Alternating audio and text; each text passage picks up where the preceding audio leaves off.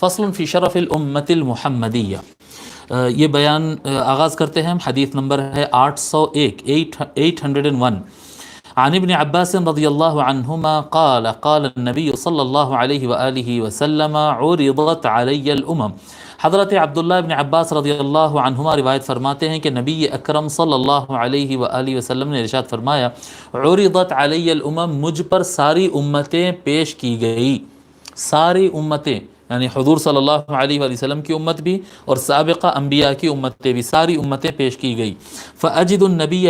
یمر معه الامت، تو میں ایسے بھی دیکھا ہوں کہ ایک نبی گزر رہے ہیں، کوئی ایک نبی گزر رہے ہیں اور ان کے ساتھ ان کی امت گزر رہی ہے، قوم گزر رہی۔ والنبی یمر معه نفر، اور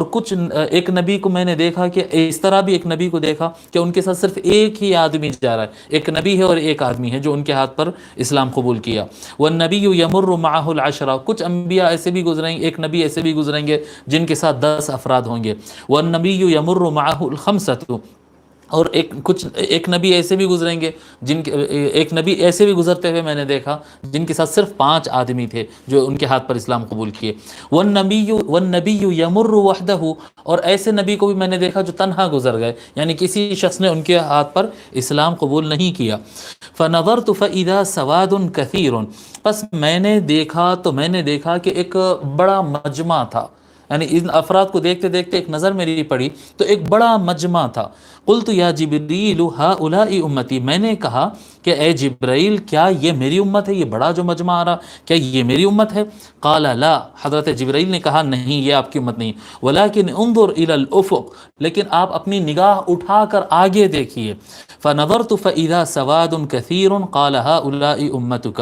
تو اس کے فرمایا نگاہ اٹھا کر دیکھو، تو فرماتے ہیں کہ میں نے نگاہ اٹھا کر دیکھا تو میں ایک کافی بڑا مجمع وہاں پر دیکھا۔ سواد کیا کہتے ہیں، تعداد کے اعتبار سے سواد کا معنی بھی آ سکتا ہے یا کالا رنگ بھی بتا سکتا ہے، کیونکہ سروں کو جب کاؤنٹ کریں گے تو اس طرح سے بتا رہے کہ بہت کثرت، بڑا مجمع میں نے دیکھا۔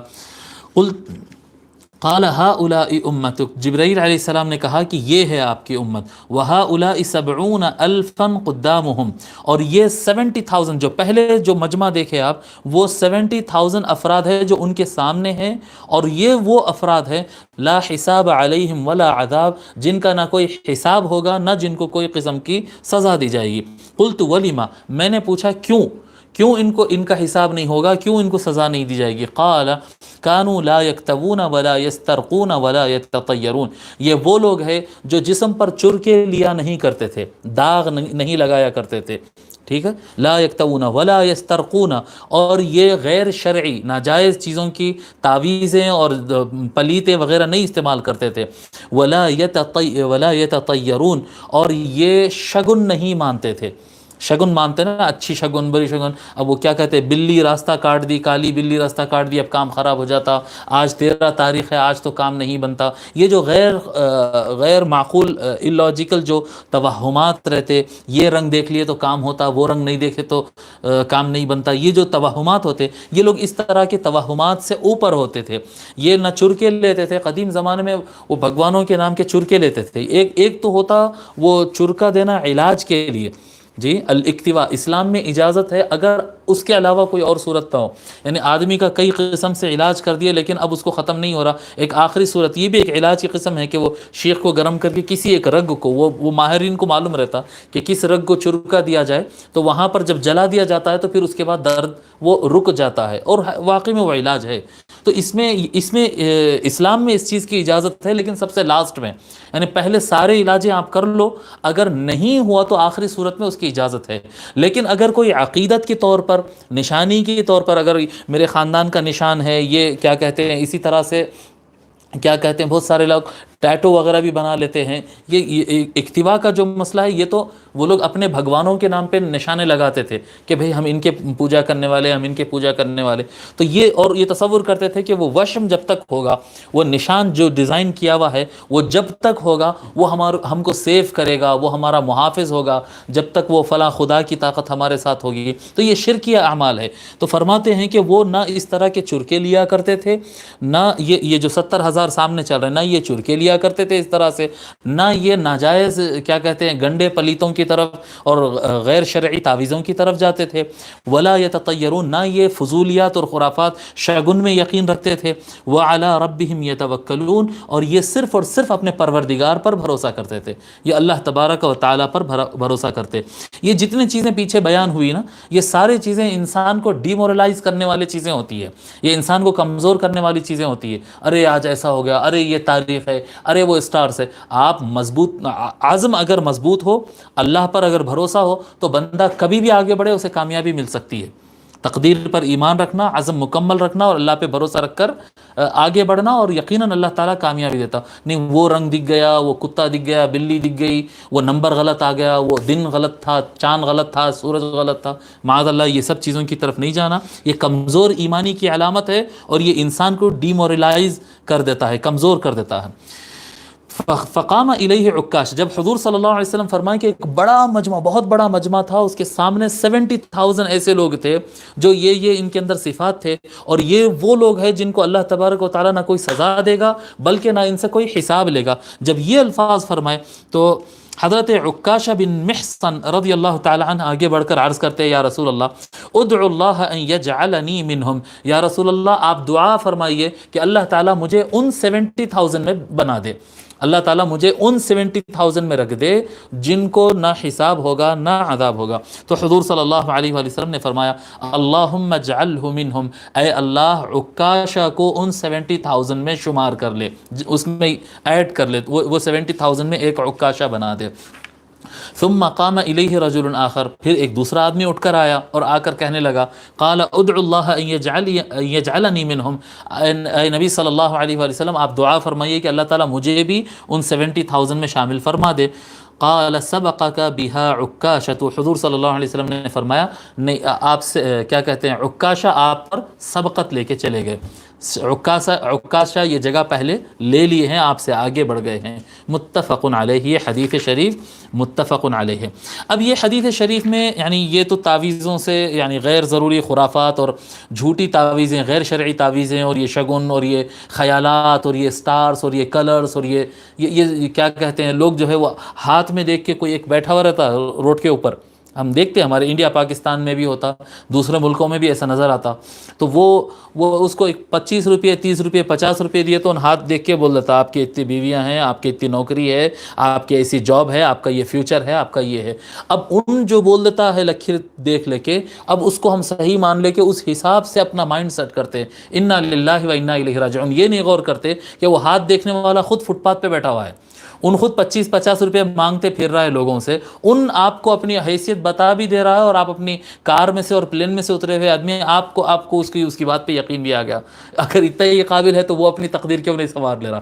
نہیں، تقدیر کو کوئی بدل نہیں سکتا، اور یقیناً یہ علم ہے، ہاتھ کا علم ہے، تلوں کا علم ہے، یہ سب چیزیں علم اپنی جگہ ہے، لیکن یہ سارے چیزوں کو اہمیت مت دیجیے، اس کو پیٹھ پیچھے ڈالیے اور اس اللہ تعالیٰ پہ بھروسہ رکھیے جو ان لکیروں کو بھی بدل سکتا ہے، ان تلوں کو بھی ابھار سکتا ہے، چھپا سکتا ہے، وہ خدا پہ یقین رکھیے جو پتھر میں سے بھی پانی نکال سکتا ہے، ہر ممکن کو ناممکن اور ناممکن کو ممکن بنانے کی طاقت رکھتا ہے، اس پر بھروسہ رہنا چاہیے، اور کبھی اپنے آپ کو کسی چیز سے کمزور نہیں سمجھنا، کبھی ڈی مورلائز نہیں ہونا، کبھی کمزور نہیں پڑنا۔ انسان کے اندر اللہ تعالیٰ وہ صلاحیت دیا ہے کہ جو چاہا کر سکتا ہے، بس اس کو صرف اللہ پہ بھروسہ ہونا چاہیے، اور اندر سے اپنی کیا کہتے ہیں سیلف کانفیڈنس بڑھانا چاہیے، جو چاہے انسان کر سکتا ہے، بہت طاقتور بنایا اللہ تعالیٰ انسان کو۔ ایک تو بات اس کے اندر یہ ہو گئی۔ اس حدیث شریف کے اندر ایک دوسری بات بھی بڑی اہم ہے، کئی مرتبہ ہم کام کرتے ہیں، اب جیسا کہ ماشاءاللہ یہ جو سن رہے ہیں سبق، ان میں تو زیادہ تر لوگ تو وہ ہے جن کے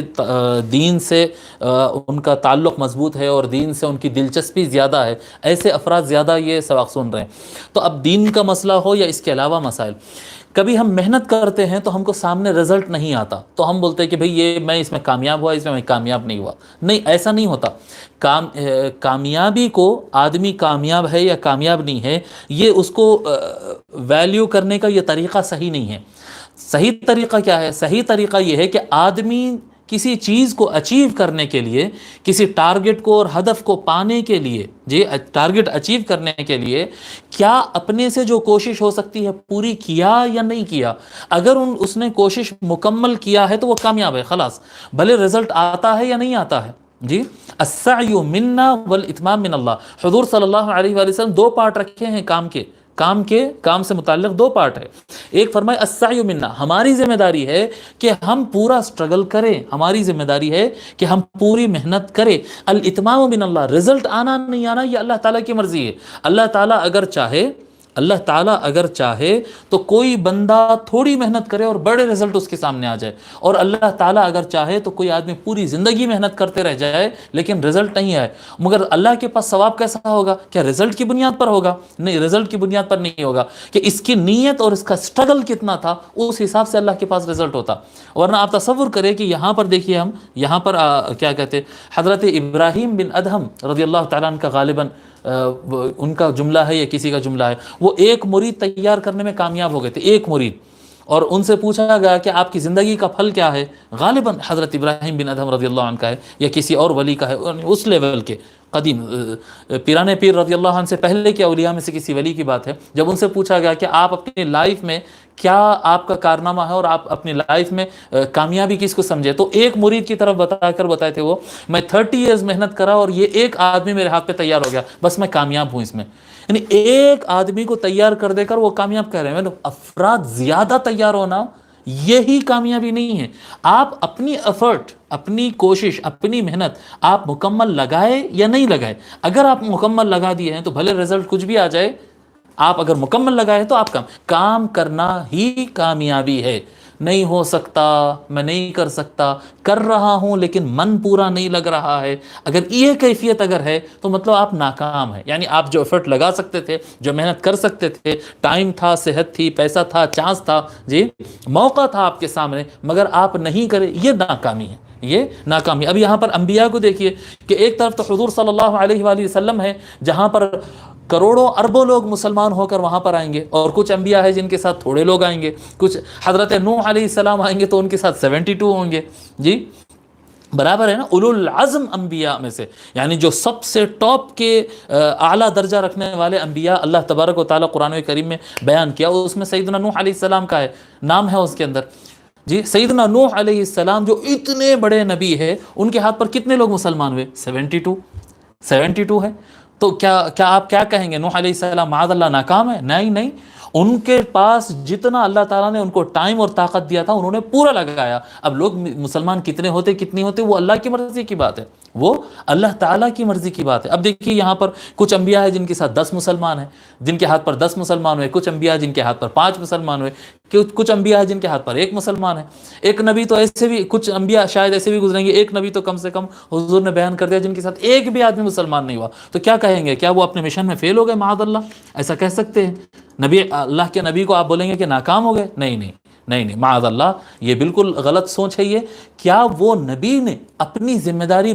پوری طاقت کے ساتھ، پوری جد و جہد اور محنت کے ساتھ انہوں نے اپنی ذمہ داری ادا کی ہے یا نہیں کی ہے؟ اگر انہوں نے اپنی ذمہ داری ادا کر دی ہے تو وہ کامیاب ہوگا۔ یہی چیز کو اپنی زندگی کے اندر قانون بنا کر رکھنا، یہ تصور نہیں کرنا کہ ان کے پاس تو اتنے، ان کے پاس اتنے، نہیں، ان کو مت دیکھو، آپ یہ دیکھو میں کیا کر سکتا ہوں۔ اگر آپ اپنے ایفرٹ لگا دیے تو آپ کامیاب ہے، بس آپ کامیاب ہے، اور اللہ تبارک و تعالیٰ نتائج دینے والا ہے اس کے اوپر